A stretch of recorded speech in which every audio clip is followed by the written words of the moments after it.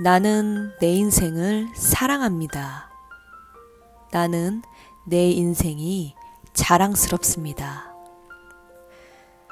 나는 주체적으로 내 인생을 끌고 가는 진짜 내 인생을 살고 있습니다. 네, 안녕하세요 여러분. 처음에 소개해드렸었던 문구는 제가 스스로에게 자주 주문을 걸고 있는 문구입니다. 저는 늘 제 삶에 대해 굉장히 열정적이었습니다. 스스로에게 많은 질문을 던지며 고민을 해왔는데 제가 했던 그 질문들을 여러분들도 지금 영상을 들으며 잠시 한번 해보시길 바랍니다.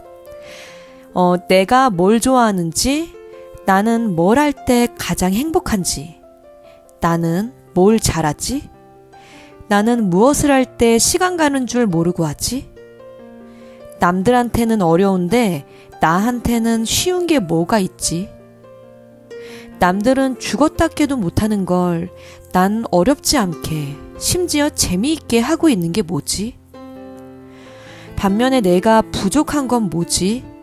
나랑 안 맞는 건 뭐지?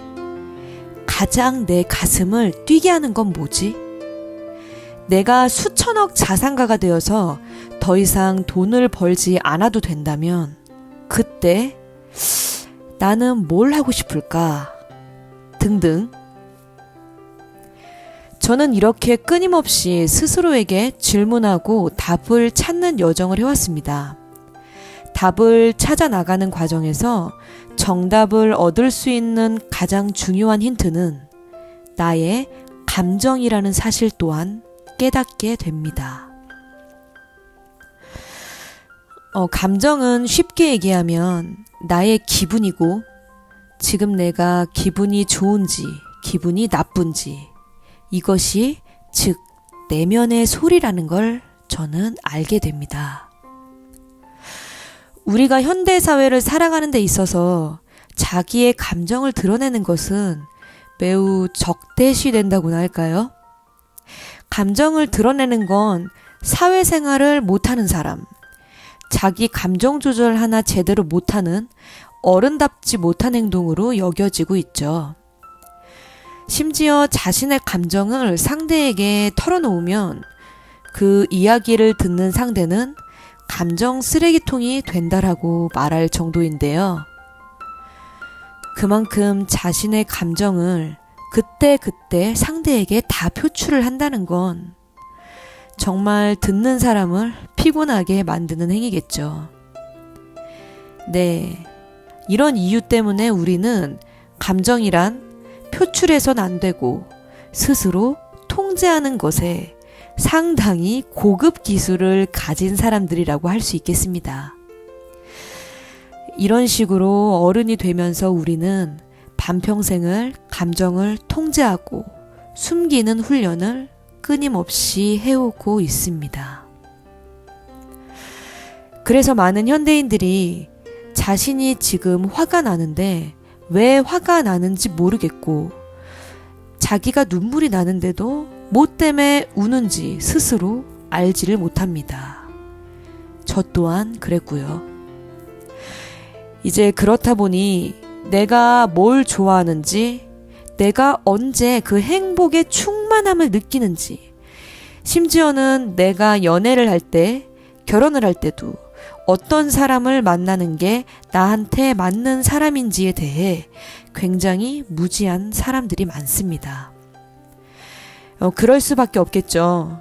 우리는 계속 감정을 숨기고 통제하면서 살아왔으니까요. 참 안타까운 일이죠. 하지만 내가 좋아하는 일, 나에게 이 맞는 일을 찾기 위해서는 나의 내면을 굉장히 깊이 들여다봐야 하는데, 내면을 정확히 들여다본 것은 내 감정에 예민하게 반응을 한다는 얘기거든요. 내가 지금 기분이 좋은지 나쁜지, 뭔가 우월감이 드는지 아니면 수치심을 느끼는지, 가슴이 뛰고 흥분되는지, 불안하고 걱정이 되는지 등등의 감정을 스스로 알아차릴 수 있어야 하는 거죠. 아니, 그러면 어떤 감정이 들 때마다 감정 조절을 하지 말고 기분에 따라 감정을 다 표출하라는 말이냐? 네, 이렇게 반문하실 수도 있겠는데요. 네, 여러분. 이제 저는 맞다라고 할 수 있겠습니다. 그렇지만, 네, 얘기를 끝까지 들어보셔야 해요.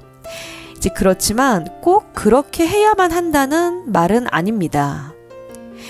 네, 이게 무슨 말이냐면, 이제 우리는 스스로 내가 어떤 감정이 들 때마다 그 불편한 감정이라 하더라도, 네, 그게 불편한 감정이라 하더라도 그 불편한 기분을 여러분들이 스스로 충분히 느끼셔야 한다라고 얘기를 하고 싶습니다. 내가 지금 불쾌하구나. 굉장히 기분이 나쁘구나. 스스로가 나의 기분을 이걸 먼저 알아차리시는 게 여러분들 우선입니다. 그리고 다시 한번 생각을 해보시는 거예요. 내가 왜 기분이 나쁘지? 아, 저 사람이 나에게 했던 말 한마디가 나를 무시하는 것처럼 느껴져서 내가 기분이 나쁜 거였구나. 아, 나는 이런 상황에서 내가 무시당한다고 느끼는구나. 네, 이제 이런 식으로 제3자의 입장이 되어서 나의 감정을 관찰해 보는 거죠. 이게 결코 그 감정에 치우쳐서 상대방에게 감정을 다 표출하라는 말은 아닙니다. 표출은요, 하셔도 되고 안 하셔도 됩니다. 여러분들이 표출을 하든 안 하든 그건 그렇게 크게 중요한 문제는 아니에요. 중요한 것은 뭐냐면, 그래서 지금 내 기분이 어떻고 내가 왜 이런 기분이 드는지를 스스로가 알아차리는 것이 가장 중요합니다. 여러분들이 기분이 좋을 때도 마찬가지입니다. 이제 아무래도 좋아하는 일을 찾기 위해서는 이제 그것 때문에 내면을 관찰하시는 거라면 긍정적인 기분에 조금 더 집중을 하는 것이 좋겠죠. 예를 들어 나는 글을 쓰는 게 좋아. 글을 쓸 때면 시간 가는 줄 모르겠어. 누가 내 글을 읽지 않더라도 글이 완성이 되고 나면 정말 보람되고 뿌듯해. 네, 여러분들이 만약에 이런 기분이 들었다면 다시 한번 질문을 던져보는 겁니다. 왜 보람되고 뿌듯할까? 그것은 나의 창작물이 세상에 남겨지는 것이 내 이름을 남기는 것 같은 기분이 들어서 그런 것 같아. 이제 이런 식으로 내가 좋아하는 것, 기분이 좋은 것에 대해 계속 파고들어서 나의 내면과 대화를 해보는 거죠. 비단 꼭 이렇게 거창하게 파고들지 않는 것들도 많이 있습니다. 이제 감정을 알아차리는 데 있어서는요. 운동을 마치고 집에 걸어갈 때 그 상쾌한 바람이 나는 너무 행복해. 네, 이렇게 나의 감정을 느낄 수도 있고요. 출근하는 아침 이어폰으로 이제 음악을 들으면서 버스 밖을 바라보는 그 순간이 너무 행복해. 네, 이런 식으로도 그 순간순간의 감정을 알아차리시는 걸 놓치지 마세요. 네, 이렇게 그때그때 삶 속에서 나의 감정 알아차리기 연습을, 그러니까 이것도 훈련이 필요한 거니까 연습이라고 할 수 있겠죠. 연습을 계속 하시다 보면 내가 직업적인 것을 선택할 때 또는 새로운 일을 벌이려고 할 때 이런 중요한 선택을 하는 데 있어서 본인의 선택에 스스로 확신을 가지고 선택을 하실 수가 있게 됩니다. 내가 어떤 사람인지, 내가 무엇을 할 때 가장 즐거운지에 대한 인지가 있기 때문이죠. 네, 그렇습니다, 여러분. 이제 우리는 우리의 인생을 사랑해야 합니다. 내 인생을 사랑할 수 있는 인생을 살아야 합니다.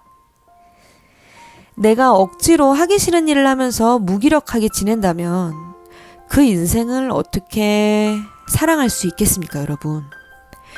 자신의 인생을 사랑하는 방법에는 정답이 없겠지만, 내 인생을 불평하면서 살아가는 것보다는 내 인생을 사랑하면서 살아가는 것이 정답이라고는 저는 생각을 합니다. 이제 내가 나를 알아야 내 인생을 주체적으로 끌고 나갈 수 있기 때문에 문득문득 찾아오는 이런 내면의 소리에 이제 민감하게 반응하시기를 바라고요. 여러분들 모두가 여러분 스스로의 인생을 사랑하고 자랑스러워하는 인생을 살기를 바랍니다. 오늘의 이야기 여기까지였습니다.